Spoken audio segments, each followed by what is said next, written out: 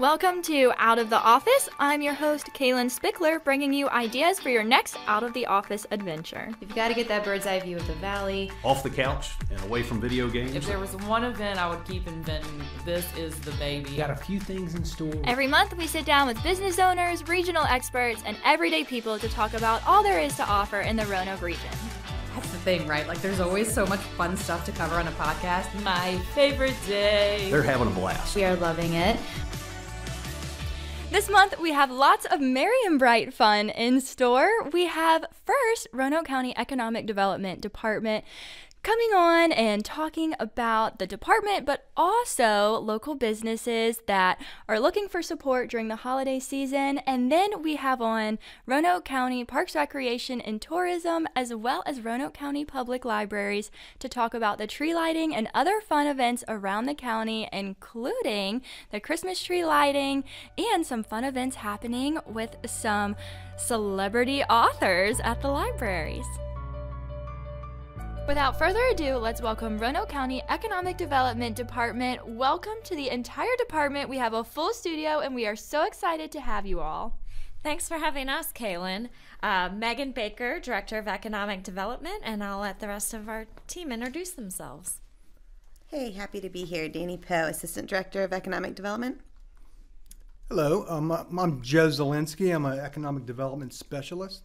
And I'm Carly Foster, and I'm also an Economic Development Specialist. Awesome. Well, we are happy to have all of you. Megan, can you explain what the overall objective and goals of the department are and how that ties into the makeup of local government? So the goals of the department are to attract and grow businesses, create and retain jobs, grow population, generate revenue for local government services like schools, fire, and police, and create a more diverse revenue base to lower taxes for citizens. Well, you guys are definitely busy. I would say a piece of economic growth that is heavily valued by Roanoke County and our community as well are our local businesses. So with the holidays approaching, I think it is always a great reminder to shop local.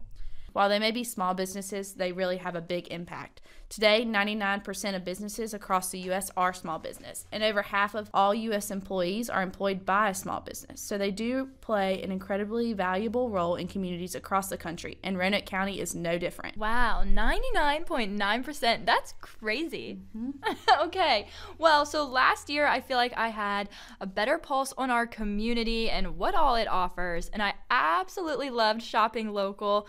A lot of my friends had moved away from Roanoke, so it was the perfect opportunity to gift things that were special to Roanoke and to find gifts that you couldn't find on Amazon or worry about them already having. I like shopping local because it's convenient and quick. I live near Brambleton Avenue, Cave Spring Corners area. I mean, there's almost everything that I need is there. Groceries, gas, restaurants, hardware store, auto parts store, even my doctor and dentist are there. So, it's so convenient and it's wonderful. I think because Roanoke is I feel like there's clusters in different places. So if you go shopping one place, then you can find another place right beside it that has something completely different for someone else you might be looking for. Within our county, we are also fortunate to have a wide variety of local businesses, like I was saying, ranging from restaurants and bakeries to memorabilia shops, boutiques, workout facilities, so many things. This gives a lot of opportunity to find things you need in those little clusters and even things you didn't know you needed while still supporting local. So that's exactly right. And to piggyback off of what Carly and Joe have brought up regarding shopping small and the variety of businesses that we have, the businesses we have create a great culture for expansion and growth of new businesses. When businesses are looking for communities to move into or expand in, they do look to have a healthy mix of small and mid-sized businesses as well as other amenities to play into being a healthy environment. So having all of these businesses make up Roanoke County and make it unique in its own way, it plays into allowing us to be an attractive place for new businesses and business expansion. That is something I definitely want to talk about. So we do have a lot of attractive qualities for small businesses, and we also appeal to large businesses. So Megan, can you touch on the county's big business announcement from earlier this fall? Yes, and I would add just to my input for the small business. I love a lot of these little restaurants, and that's what I really I like. I love living here for that. Yes. So, but back to the big announcement. Wells Fargo, they did announce an $87 million expansion. They are going to create 1,100 jobs, so have an employment total of around 2,700. And with a development like that, you always get other developments. Success begets success. The total economic impact is projected to be $322 million. So we're going to see additional housing, restaurants, retail, and so just really excited to see the development that's to come. It has been a great year. We've had a lot of big announcements. What do you think is attracting all of these businesses to Roanoke County? Well, we talked to actually the consultant who assisted Wells Fargo with their expansion here, and their feedback was they see this region as only growing. They see it as the ability to find the workforce, find the talent. We have a lot of colleges and universities, and we've had those, but they continue to grow, and they said that actually our amenities, the mountains, the outdoor activities are very attractive to the next generation. We're done with the millennials. I'm an older millennial. We're really focused on those on that Gen Z population, and they're more into minimalist living, really taking part in trails, hiking, biking, and then I guess to add to that too, we've done a lot. Our regional partnership's done a lot. Virginia's Blue Ridge, to market the community to those outdoor enthusiasts. I think we are mountain biking capital of the East Coast, and so just continuing to elevate the profile of this region as an outdoor destination, as an attractive place for younger workers. Yeah, and that's so interesting because you're absolutely right, but we also have like that metro part of the mountain adventure.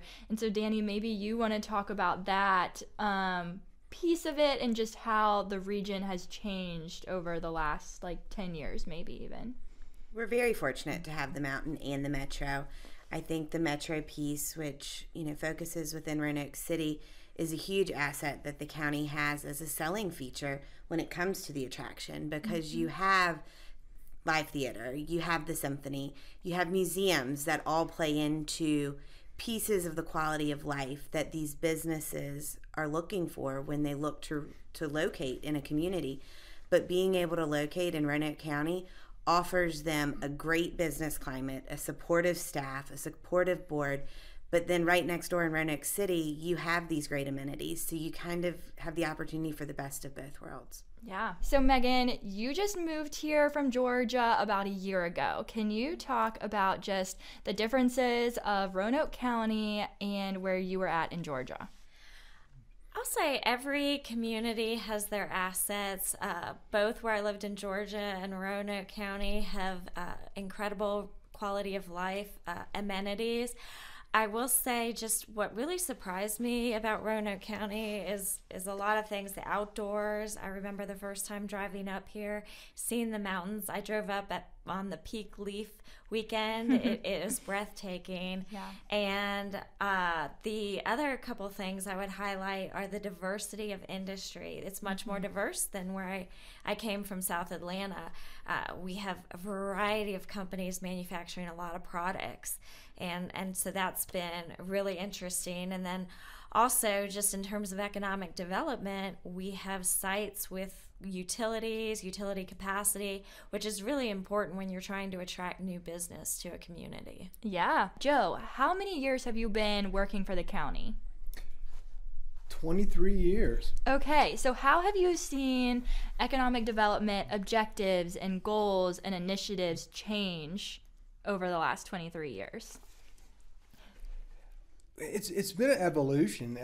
You look back at it, I mean, it seems that things happen slowly, but when you look back and see all the things that have happened, lots been accomplished in the last 23 years. Absolutely. Would you have imagined we'd be where we are today 23 years ago?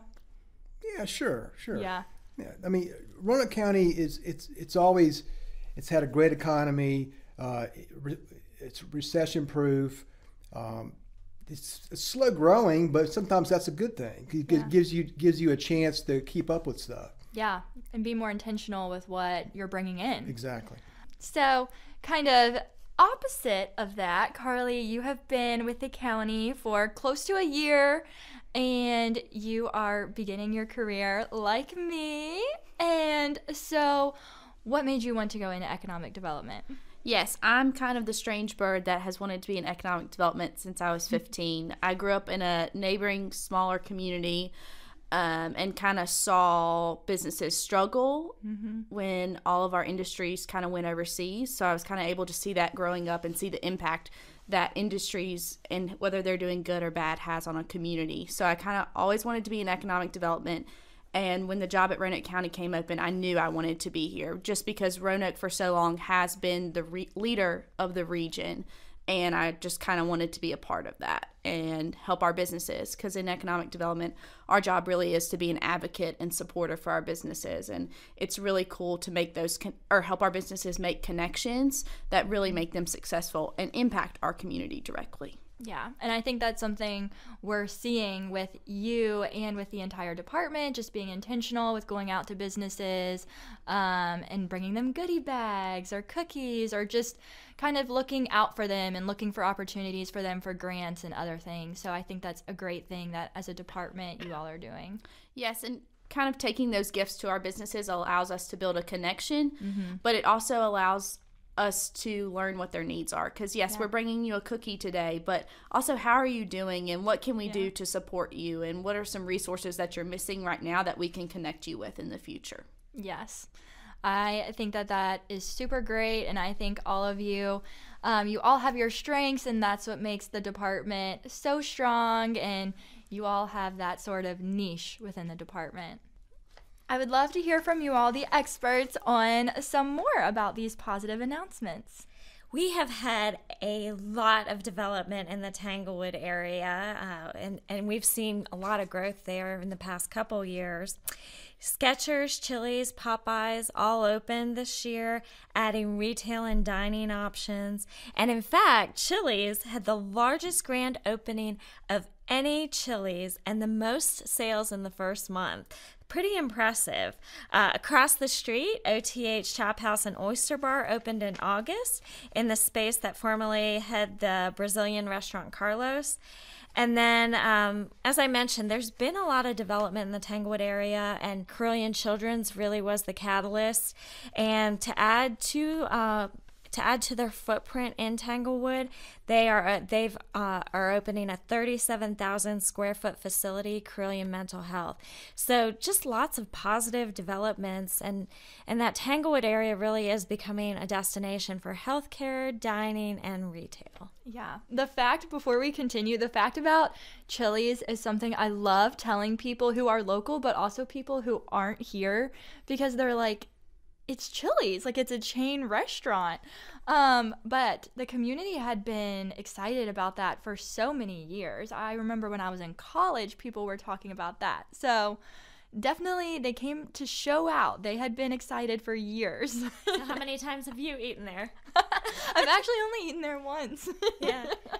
Well, it's time. We'll have to go back. Yeah. Yes, it's time to go back. So Chili's was definitely great. But to circle back to the Carilion Mental Health, we definitely have a growing medical presence within our region, and that is especially evident within Roanoke County over the past year. A few of the notable ones are Galen School of Nursing, which will help address the nursing shortage within the region. The school is located in Metis Plaza, and then Magnolia Eye Center and Vistar Eye Care.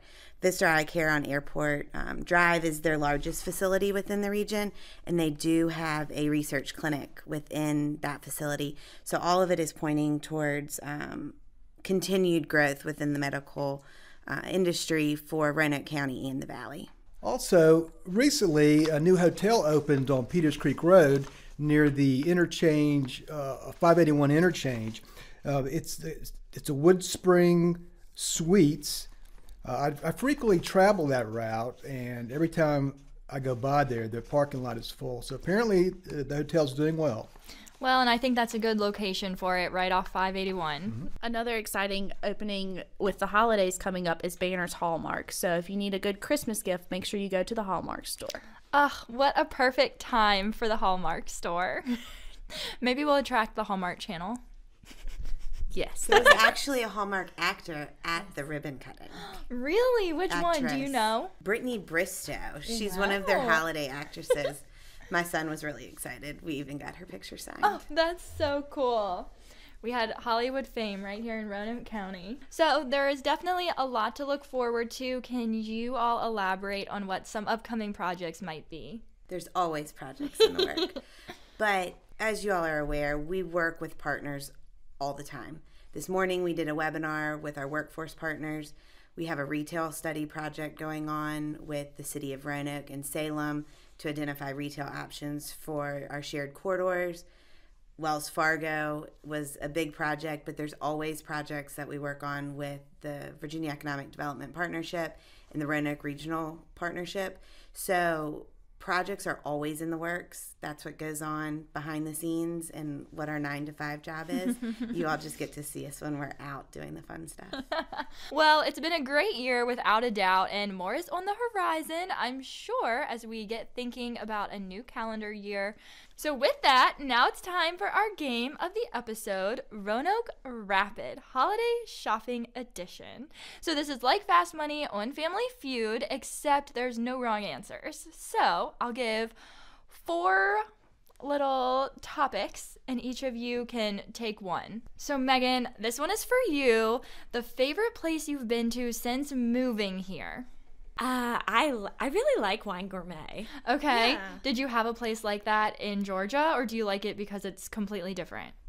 Not as close to my home as that is, but I just love the variety and the unique gifts you can get there and the card selection. Yes.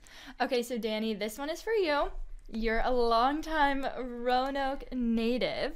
So, what is your favorite business that has been here a while that you maybe grew up going to and now take your kids to? Or you could just say your favorite place maybe when you were a kid that you wish was still around. Hill Shopping Center. Okay. Would be what I wish was still around. It's where Kroger is on Cave Spring Corners. Okay. But another store that me and my kids really enjoy going to is the Sports Collective store out on Williamson Road. Okay, yes, I They was have just a variety there. of gifts and ideas for sports fans, young and old. Yes. And a variety of selection between local colleges, NFL teams, professional teams. Their inventory runs the gamut. It's pretty good. Yeah. I was so impressed with everything they had. And they have a special Chiefs inventory for all the new fans out there. I'm sure you're so excited. Okay, Joe, this one is for you. You mentioned living near Brambleton, having a lot of opportunities for supporting local close to you. Which one is your go-to for anything? Well, other than Kroger, I guess the hardware store, which I can't think of the name of it right now. Ace? Ace Hardware. Okay. Advanced Auto. Okay. So you're a handyman. Yeah, pretty much. Yeah. Anywhere where there are tools, we will find There you. go. Yeah. Okay. All right, Carly, you have also lived close by, but I think something that you've really been doing is going out and about and going to different restaurants. So where's your favorite spot to go to for lunch? Tacos Rojas. Easy pick. All right. I feel like that's an underrated one, too. Yes, I'll go anywhere where there's chips and salsa. And churro queso. Well, you guys were so much fun to have. It was so great to have all 4 of you and to have a full studio. So thank you to the entire Roanoke County Economic Development team for joining us and not only helping us with our holiday shopping, but giving us some behind-the-scenes details on the departments and the businesses. We can't wait to have you all back and hear more about our local businesses. Now we have with us Alex North from Parks, Recreation, and Tourism, and we have Caitlin Gills from Roanoke County Libraries. Welcome, guys. Hi, thanks for having us. Thank you guys for being here. Okay, so let's talk about the most festive event in Roanoke County. I guess maybe I shouldn't say that. I have no basis for saying that, but the most festive event, question mark, the tree lighting. Yeah, we're looking forward to it this year. It's back at South County Library coming up on Monday, December 4th. Perfect. The event will be from 6:30 to 8:30, and this year it's super exciting because it's our 20-year anniversary. Oh, wow. Okay. So do we have anything extra special in store? Well, of course, Santa will be there. That's always the highlight event of the evening. We'll have a short ceremony, and then kids from the after-school kids program will be singing fun, festive holiday songs. Awesome. Okay, so what all goes in store when planning this event? We have a couple of different outside people who are helping us with this. Yeah, so our Parks Rec and Tourism, our Parks Division, they help us out. They deliver the tree right after Thanksgiving, and they set up the tree, and they actually put the lights on it this year, as well as our gingerbread cottage display, which was new to the event last year. So last year we worked with the Salem Roanoke County Chamber of Commerce, and we were part of the Gingerbread Trail, and we will again this year. You can take a selfie with Lumi and our little book character out in front of the South County Library, and that'll go up around the same time after Thanksgiving and be up as long as the tree's up. Awesome. Okay, so how long does it take to put up the tree and decorate it? So it takes about a day to get it in and get it placed, and then about another day or two to get everything decorated. So normally we allow for about 2 days for everything to get decorated, wrapped, and then we do a few test runs with the lighting, and then we're ready to go on the 4th. Okay. Have the lights ever not turned on? Not to my knowledge. Yeah, every year, fingers crossed, it's gone off without a hitch, and this year's going to be the same. I've been working with the tree lighting since 2014, so I can honestly say I don't remember ever having an issue. So Good. Yeah, same here. I've been working with it since about 16 or 17, and last year we actually were able to add a really, really giant light switch that helps turn the lights on, and we'll be having that again this year. That was so fun too. It just added a whole extra layer of excitement with the big light switch. Yeah, it's really cool hearing all the kids in the after school program, all their family, their friends, and all the members of the community, you know, counting down from 10 all the way down to 1, and all of a sudden the lights come on, and then Santa arrives on the fire truck, which is always everyone's favorite part of the event. Yep, it's absolutely a magical moment, and it makes me tear up every single year when I see Santa come. I'm like, I don't know, it makes you just feel like you're a kid again, and it's truly magical. Yeah, it's a great event. I mean, it's one of those things where the community can come out and, you know, celebrate the holiday season and Christmas together, and, you know, we're really looking forward to that this year. And, you know, Caitlin and her staff at the libraries have done a great job, you know, coming up with some of the cool activities for kids, teens, and adults throughout the night. That's right. Yes. So for kids, we're going to have a handful of crafts that they can do throughout, even while they're waiting in line for Santa. And a couple other Roanoke County departments will be joining us as well, as far as like the police department and social services will be there. The teen center is going to be decked out in all things elf, like the movie. It is also that movie's 20th anniversary, so they are really looking forward to an elf spectacular in there. And then we'll have refreshments. The Cave Spring Jazz Band will be performing in our auditorium, and we're really looking forward to everything. That is so fun. It is a jam-packed evening for sure, and for all ages, which I think is something especially cool to point out, because it's not just for kids, it's for everyone. That's right. Yes. Yeah, it's really a great event, and it's something we look forward to working together every year with our friends at the libraries. Yes. Okay, so did you guys grow up going to the Christmas tree lighting, since you're both from here? I went when I was a little bit younger, when it was at Green Ridge. Okay. And then once I started working here in 2016, that was really my first experience over at South County Library. But it's really cool to see the folks coming out year after year, you know, especially over the last few years. Coming back off of COVID, we had some bigger crowds, and it's been great to see the library full each night and be able to see all those smiling faces and folks really losing their minds when Santa comes on, comes in on the fire truck. That's my favorite part. Yeah. Yes, for sure. Same. I do remember going out to Green Ridge the year it was over there, and I think that was just when I was home from college. So then I've just been a part of it every year since then, so that's been fun. Yeah, that's so special. Well, I'm sure we get to meet a lot of families who do come year after year, like what you said, and that this has become a family tradition that will get passed on. Right. Yeah, that's awesome. Okay, well, is there anything else to know about the tree lighting? That's pretty much everything we have. Okay. We will have marshmallow roasting there as well. Yes.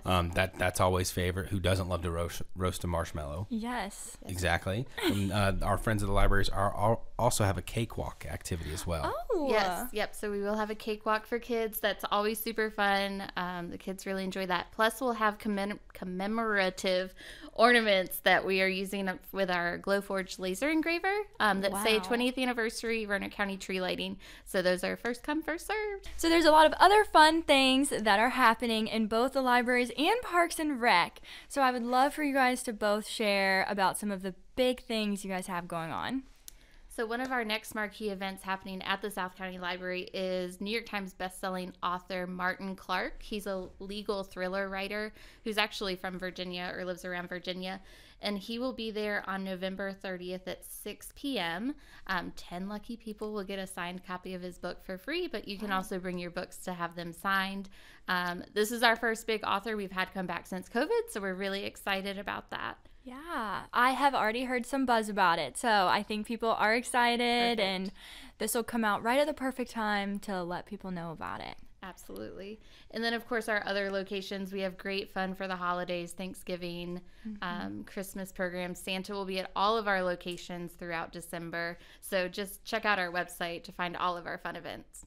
Perfect. Okay. Very fun things going on. And there's some other fun happening at Parks and Rec. Yeah, so we have other holiday themed programs as well. We have a gingerbread build-off taking place at Camp Roanoke on Friday, December 8th. And then we have a family wreath workshop at Green Ridge Recreation Center on Saturday, December 9th.